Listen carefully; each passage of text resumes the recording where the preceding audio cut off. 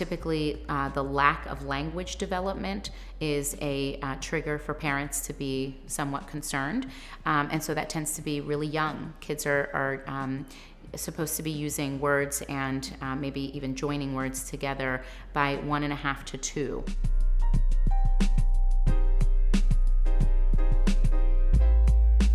Pediatricians start to screen for autism as early as 18 months, 18 to 24 months.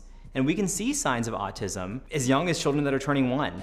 But the diagnosis takes time, so right now we most commonly see the true diagnosis and intervention starting around age 2 to 3. Pediatricians at every checkup that you go to will be observing and talking to you about maybe early signs of autism. If your child isn't babbling or pointing by age 1, no single words by age 16 months, or 2-word phrases by age 2, they don't respond to their name when you call them. Another very important red flag would be if your child's not visually communicating.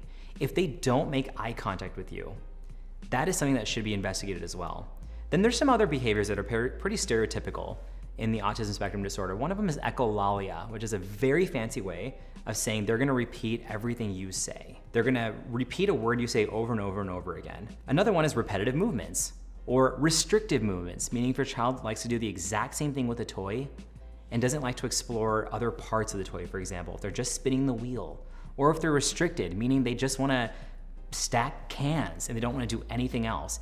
Any type of abnormal behavior you notice should raise enough of a flag to talk to your pediatrician to at least get them screened. So if you go to your well-child visit and the pediatrician has concerns, they might refer you to a psychologist to have a more comprehensive evaluation so they can figure out some of the specific symptoms and if they actually match with an autism spectrum disorder. Remember, autism is a spectrum, so you could have a very high-functioning autistic child or one that's low-functioning, but if you get early intervention, it can make a world of a difference.